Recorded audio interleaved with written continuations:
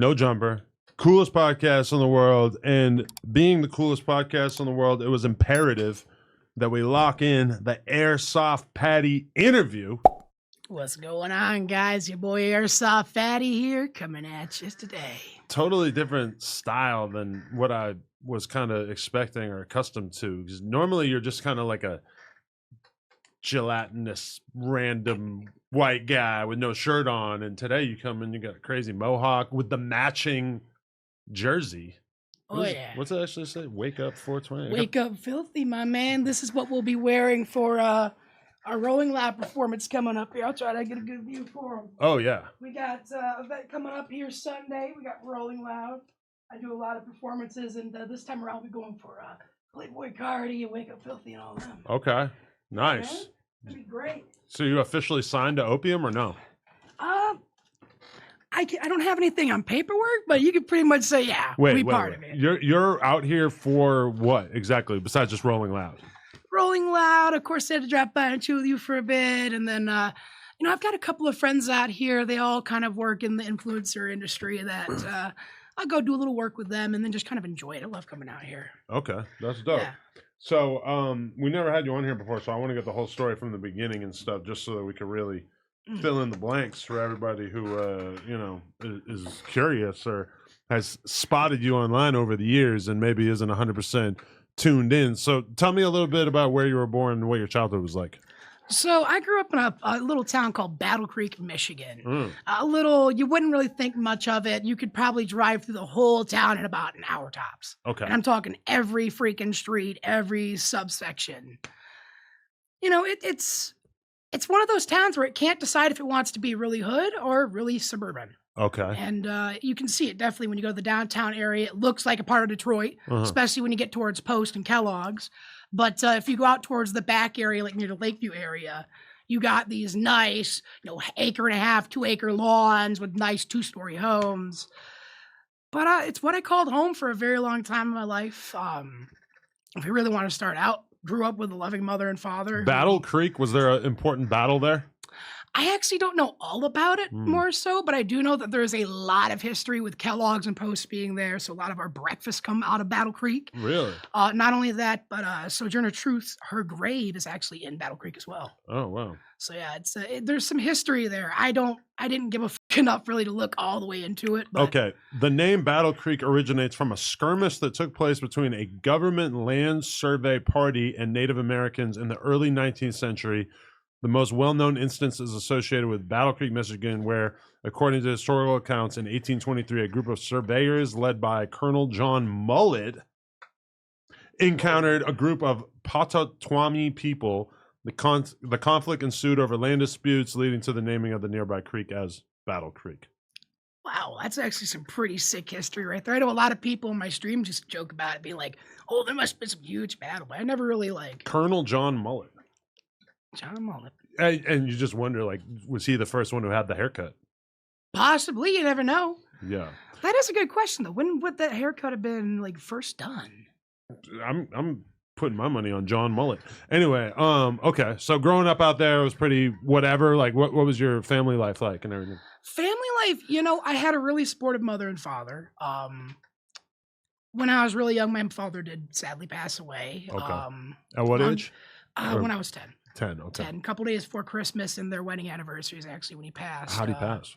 Lung cancer. Damn. So you kind of... It hit him fucking fast. It was 20 days before that, he was just sitting at the table eating breakfast, getting ready to go out and do his drywall work, and the next thing you know, he's face down on the table, turning blue. Wow. My mom's telling me, yo, go take the golf cart out for a bit. I need to make sure your dad's all right.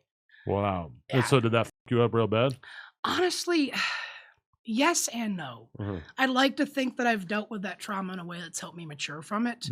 But I'm not going to sit there and deny that it doesn't still hit me at times. But I like to focus more on the future these days, because to me, it's darker to look in the past than it is to look to the future. Okay, for sure. So then your childhood in general, though, was it characterized by a lot of you doing crazy shit shirtless out in the yard like we've kind of seen in a lot of your content? Yeah, a lot of my childhood was stuff like that for sure. A lot of going out, playing with toys. As a little kid, you go out there with the toy electric guns with your friends. Big fun time. You go out there with your bike speeding around. I had a little pocket rocket when I was like 5 that I wrecked because I decided I'm going to go run headfirst into this wall at full speed because I thought I was going to be like Danny Phantom and go right through it. Really? Yes. And it just, that was my little kid mind. And did I you went get a 20 concussion or anything? No, surprisingly, I walked away with just a bruise on my arm. Oh, wow. Literally just got up, walked away. I was like, that hurt. And my friend's like, dude, are you? I was like, yeah. That thing's like a little razor one, so it only went like 12, but still, fucking like that to a wall. That's gotta hurt. Yeah, no, for sure. So then, what was your high school career like? You made it through high school? I made it through high school. I got to graduate, but it was very rough.